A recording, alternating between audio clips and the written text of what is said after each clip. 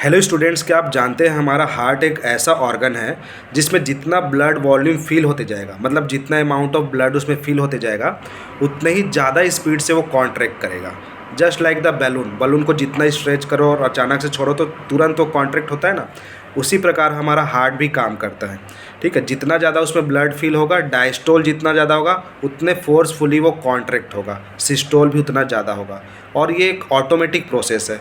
इस प्रोसेस को पहली बार नोटिस किया था फ्रैंक स्टर्लिन ने, इसीलिए इसको Frank Stalin law of heart भी बोला जाता है। और स्टर्लिन लॉ ऑफ हार्ट के अनुसार ये बोला जाता है, the force of contraction of heart is directly proportional to the initial length of the heart muscle fibres. इसका मतलब ये है कि हार्ट में जितना ज़्यादा ब्लड फिल होगा उतने ही ज़्यादा वो कॉन्ट्रैक्ट करेगा, तो डायस्टोल ज़्यादा होगा तो सिस्टोल भी ज़्यादा होगा।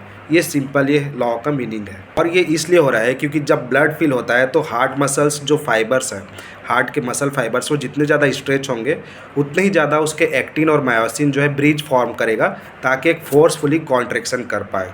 तो ये जो लॉ है वो हमको ये इंश्योर करता है कि ब्लड जितना फिल हो रहा है हार्ट में उतना ही वो इजेक्ट भी हो रहा है। लेकिन इसका प्रॉब्लम कहाँ आता है, जैसे CHF का कंडीशन है या फिर और कोई भी हार्ट प्रॉब्लम होता है, तो जितना ब्लड फिल हो रहा है उतना वो पुल आउट नहीं हो पाता, उतना वो इजेक्ट नहीं होता। ठीक है, तो वो कंडीशन जो होता है वो हार्ट प्रॉब्लम करता है। इसका एक और एग्जांपल बताता हूँ। जैसे आप एक्सरसाइज कर रहे हो तो एक्सरसाइज के टाइम क्या होता है, हार्ट बहुत ज़्यादा बीट करता है।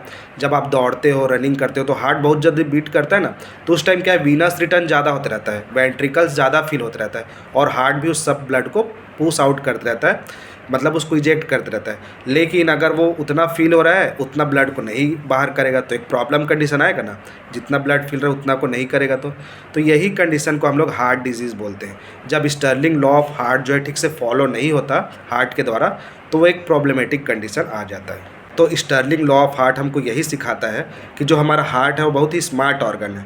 जितना वो फिल कर रहा है ब्लड को उतना सबको खाली भी कर रहा है। कभी भी वो अंडर पंप या ओवर पंप ब्लड को नहीं करता। ठीक है, वो एडजस्ट करते रहता है अपने आप को। This is all about Starling law of heart. Meet you soon on the next video. Till then, thanks for the watching. Thank you.